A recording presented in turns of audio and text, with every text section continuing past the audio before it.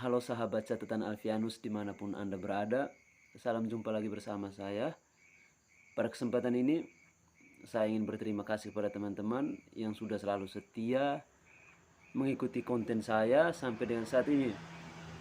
Ada sesuatu yang membanggakan untuk saya ketika banyak teman-teman yang menonton dan memberikan masukan-masukan kepada saya, walaupun tidak melalui kolom komentar, bisa melalui DM, melalui inbox, melalui kontak WhatsApp.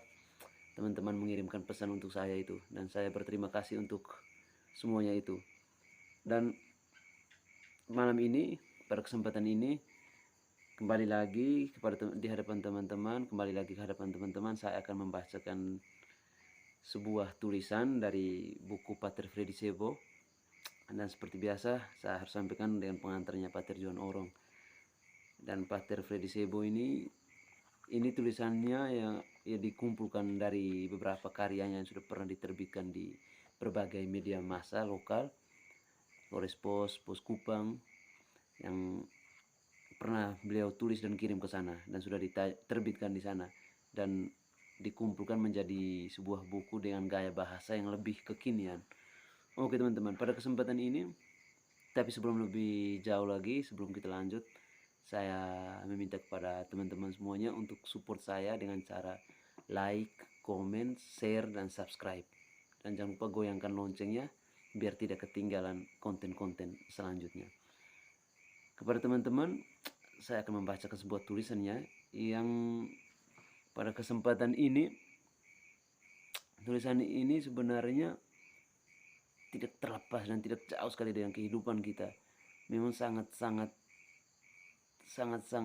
dekat sekali dengan kita, bahkan bahkan kita pernah mengalami itu. Kita semua pernah mengalami itu, tetapi dengan cara, dengan rasa, dengan perasaan yang berbeda-beda. Dan saya yakin teman-teman pendengar pasti terkaget-kaget sebenarnya dengan apa yang akan saya bacakan, apa yang akan saya sampaikan kepada teman-teman ini. Dan tulisan itu dengan judulnya Mencium. Saya yakin teman-teman pernah mengalami itu.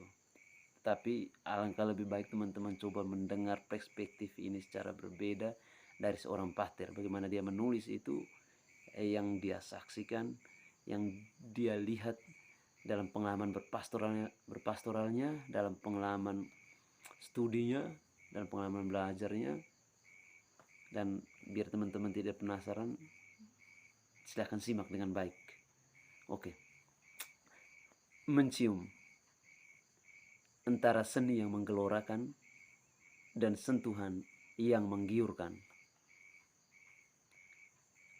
Mengalami keindahan sama persisnya dengan merasakan kegembiraan abadi. Pesonanya terus meningkat dan takkan pernah masuk ke dalam kehampaan. Sebab dalam hati setiap orang ada saraf rahasia yang menjawab getaran keindahan. Untuk itu, keindahan jenis apapun dalam tingkat tertingginya selalu bisa memancing jiwa yang sensitif untuk menangis karena bahagia. Demikian perasaan pertama saya ketika pada suatu sore di musim panas di emperan sebuah toko dekat Fontana di Trevi, Roma, melihat seorang pemuda dengan lincah gesit mengukir di atas kanvas berukuran sedang. Seorang wanita yang diciumi oleh seorang lelaki. Persis di bawah gambar tertulis kalimat, "Let him kiss me with the kisses of his mouth." Boleh jadi dalam benak si pelukis, mencintai itu ekuivalen dengan menyentuh dan mencium adalah bagian dari cara menyentuh, meski bukan sesuatu yang imperatif. Kenapa harus menyentuh di mulut? Barangkali karena pada mulut iblis dan malaikat bisa berada, meski pernah harus berteman. Pemuda di atas sebenarnya sedang menyatakan sebuah definisi paling ultim tentang kebenaran, yakni keberanian untuk berdiri sedekat mungkin dengan yang ia hadapi dan kritis dengan apa yang kasat mata. Dan untuk itu, ia pandai sekali dan lincah gesit membuat lukisannya bisa menembusi wilayah imajinasi para penikmat.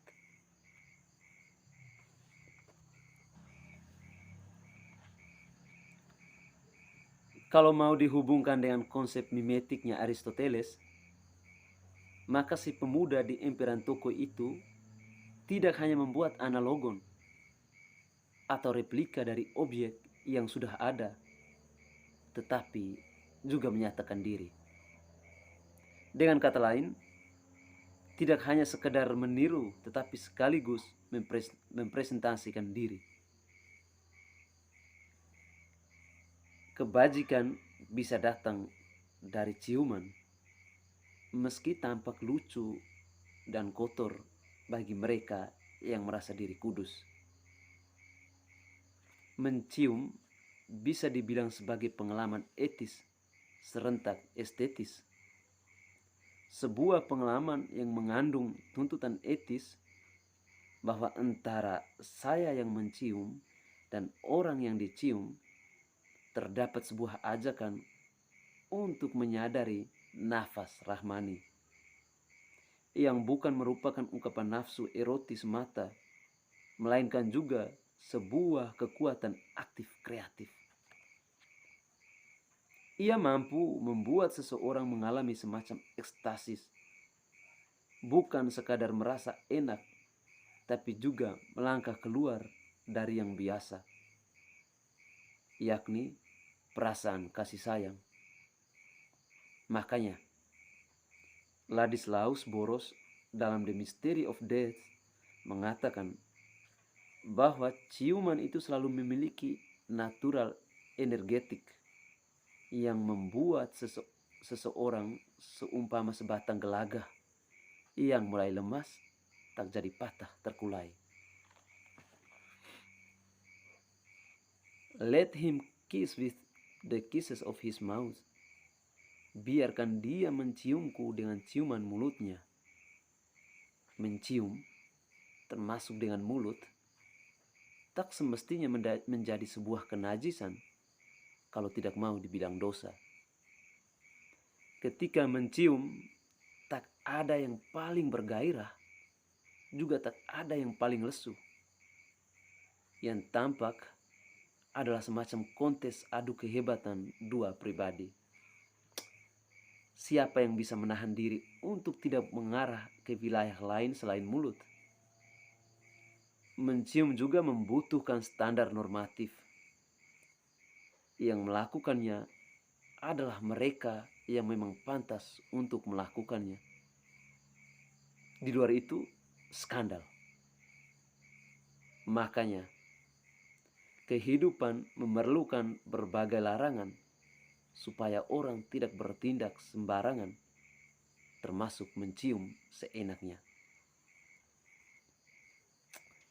Dalam Corpus Paulinumnya, Paulus melihat ciuman sebagai hal yang suci, sehingga disebut philema hagion. Santo Petrus pun menyebut ciuman sebagai philema agapes, tanda cinta kasih. Apapun definisinya, philema selalu merujuk pada touchy atau phili, sentuhan yang berasa. Entah dia masuk dalam kategori hagion atau agapes. Minta maaf ya kalau ada pengucapan saya yang tidak benar. Kepada teman-teman saya sampaikan minta maaf. Kapan ciuman itu boleh dibilang kudus? Ketika memiliki tujuan yang baik. Bagi Edward Phillips, ciuman itu kudus kalau memiliki karakter pneumatologis, yaitu aspek roh yang berhembus dari dalam diri seseorang kepada yang lain. Dengan kata lain, mencium adalah sejenis komunikasi tanpa kata dan membiarkan roh berhembus ke dalam dua mulut lewat nafas. Dalam bahasa yang lain, kita mengatakan bahwa dalam ciuman itu tampak dua aspek, os osculans dan os osculatum. Mulut yang mencium atau memberi daya, dan mulut yang dicium atau menerima daya. Dan keduanya menciptakan keindahan tak terperikan. Ciuman itu sebuah signaculum, entah dibuat karena dorongan yang suci atau yang manusiawi, yang bisa menyatukan dan menggerakkan dua jiwa hanya lewat hembusan nafas. Lewat mencium, seseorang diberi semacam animula, roh penyemangat. Sebab antara dua orang yang saling berciuman terdapat saling menukar roh lewat nafas.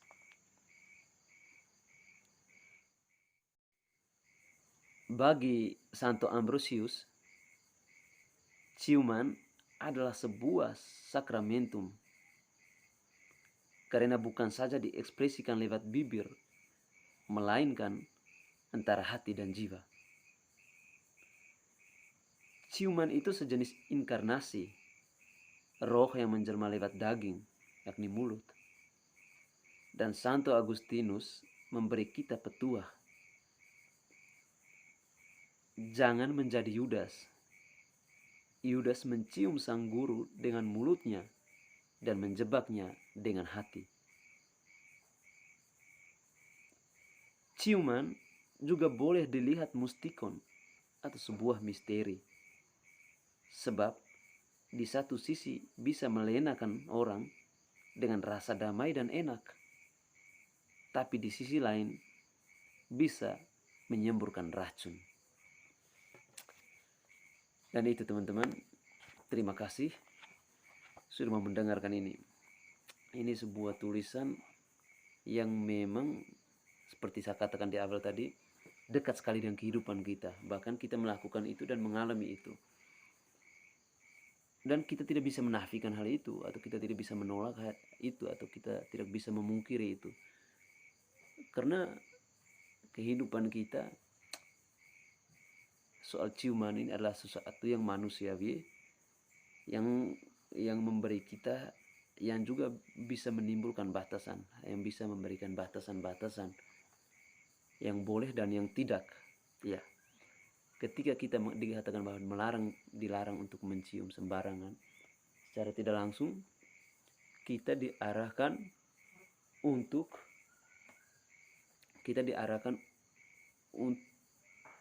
tidak boleh dan boleh. Nah, di sini saya tidak mau membaca secara lain apa yang sudah dikatakan oleh penulis kita, Pater Freddy Sebo. Apa yang dikatakan ini atau apa, saya coba membacanya secara lain, bukan berarti saya harus membuat perspektif baru. Atau ya, orang bilang tulisan semakin kaya ketika kita membuatnya perspektif secara baru, kita bisa melihat itu secara lain dari yang lain. Tapi pada intinya apa yang dikatakan oleh Pater Freddy Sebo ini adalah sesuatu yang nyata, yang benar-benar real dengan kehidupan kita, dengan fakta-fakta pendukung atau dengan gagasan-gagasan pendukung dari para pendahulu, ya, melalui tulisan-tulisan yang ditemukan oleh Pater Freddy Sebo sebagai penguat tulisannya dalam gagasan-gagasan ini. Ini adalah sesuatu yang tidak bisa saya nafikan itu, tidak bisa saya tolak itu. Dan saya boleh katakan bahwa ciuman ini bukan hal yang baru untuk kita, mungkin tapi baru untuk yang baru mulai tahu, khusus ya anak-anak usia dini, ya mereka belum tahu apa ciuman ini sebenarnya apa. Tetapi ketika kita yang sudah mengetahui, ketika kepala kita sudah diisi oleh pengetahuan, dan pada akhirnya kita sudah bisa membedakan. Saya sendiri juga sadar itu, sebenarnya kita sudah bisa membedakan mana yang boleh dilakukan dan mana yang tidak dilakukan, karena dua hal ini ditimbulkan oleh larangan. tidak boleh melakukan itu, kau boleh melakukan ini. Jadi sudah ada yang mengaturnya. Yang mengaturnya bukan orang lain, yakni diri kita sendiri. Dan yang menarik di sini bahwa dari apa yang ditulis oleh Pater Freddy ini menarik yang di yang bagian terakhir itu. Sebab di satu sisi ciuman tuh, di satu sisi itu melenakan orang dengan rasa damai dan enak, tapi di sisi lain bisa menyemburkan racun. Nah, saya bisa membaca ini bahwa melenakan, bahwa membuat orang ketika dia melenakan, membuat orang untuk pada saat itu lupa bahwa ciuman itu adalah memberi dan menerima yang wajar lah. Ya, kita boleh katakan itu, memberi dan menerima yang wajar, daya yang wajar. Tetapi ada tulisan sebelumnya itu, sebelum pada bagian ini, jangan sampai kita masuk kepada bagian-bagian lain selain mulut. Dan itu yang sebenarnya itu menjadi pertimbangan bersama. Kita melakukan itu, tapi kita sadar bahwa akan ada sebab-sebab, bahwa akan ada sebab-sebab lain, atau bahwa akan ada bagian tubuh kita yang lain itu ikut terpengaruh dari sebuah ciuman itu. Dan ini adalah satu kesatuan. Dan kalau katakan bahwa ini adalah satu kesatuan, bahwa kita tidak bisa katakan tidak untuk hal ini. Tapi kembali kepada pribadi masing-masing, kembali kepada diri kita masing-masing. Kalau bahwa ciuman itu adalah sesuatu yang menurut kita memberikan daya, adalah bentuk kasih sayang, ya lakukanlah itu dengan sewajarnya. Lakukanlah itu sewajarnya. Tetapi kalau lebih daripada itu, kembali kepada pribadi masing-masing. Ketika masuk dalam kesepakatan bersama, itu keputusan pada pribadi masing-masing. Kembali kepada pribadi masing-masing. Dan saya tidak mau berbicara panjang lebar, saya takut menghilangkan pesan-pesan yang sebenarnya sudah tertuang dengan jelas melalui tulisan ini yang sudah saya bagikan kepada teman-teman. Saya hanya mau bilang, sampaikan bahwa lakukanlah semua itu dengan tanggung jawab, penuh kesadaran, dan jangan sampai ada pihak yang dirugikan. Saya bukan berarti saya mengajak teman-teman untuk ayo lakukan itu, tidak. Ayo lakukan itu tidak, ya istilahnya kita jangan sampai tujuh todo, jangan sampai membuat kita hilang segala-galanya setelah itu. Boleh dan tidak kembali ke pribadi masing-masing. Pada intinya jangan lupa lakukan semua itu dengan tanggung jawab. Ya, berciuman atau tidak itu kembali kepada pribadi masing-masing. Tulisan ini dan apa yang saya sampaikan ini bukan menjadi patokan atau tolok ukur, menjadi pegangan hidup. Tetapi sekali lagi saya katakan bahwa ini menjadi rambu-rambu. Menjadi rambu-rambu untuk kita semua, bukan hanya untuk teman-teman yang mendengarkan ini, tetapi untuk saya sendiri juga. Bahwa saya juga tetap harus mawas diri untuk hal ini juga. Dari saya teman-teman itu saja. Mohon maaf sekali lagi, saya masih menggunakan ala kadarnya saja. Dan inilah saya tidak bisa bersembunyi selama ini bahwa saya take video atau ya rekaman untuk suara saja tanpa frame saya. Tapi beberapa hari terakhir di konten-konten saya sudah ada frame saya di dalam. Dan sesuatu yang luar biasa untuk saya, teman-teman, apapun keadaannya, teman-teman masih bisa ikuti konten saya. Ada yang mengatakan kepada saya, terima kasih ya bang, sebelum tidur saya biasa mendengarkan ini dan bisa ada sesuatu yang saya dapatkan dari kisah-kisah itu. Dan saya bilang berterima kasih untuk semuanya itu. Saya mencoba memberikan apa yang bisa saya berikan, dan teman-teman coba menerima itu dan memberikan juga itu kepada saya melalui kritikan, masukan kepada saya dan kepada teman-teman semuanya. Saya berharap teman-teman bisa memberikan masukan-masukan, entah itu mau cibiran atau apa, terserah dari teman-teman, yang tentunya saya akan menerima itu sebagai bahan pertimbangan saya. Kalau memang saya ingin berbagi. Tujuan saya di sini adalah berbagi kepada teman-teman. Itu saja teman-teman dari saya, dan mohon maaf sekali lagi kalau ada keributan-keributan, ada yang tidak jelas dari apa yang saya katakan. Saya mohon maaf. Kalau ada yang salah, saya mohon dimaafkan. Kalaupun salah, saya mohon dibenarkan juga. Begitu. Oke teman-teman, dari saya itu saja. Terima kasih. Tetap sehat. Sampai jumpa di kesempatan yang lebih aduhai.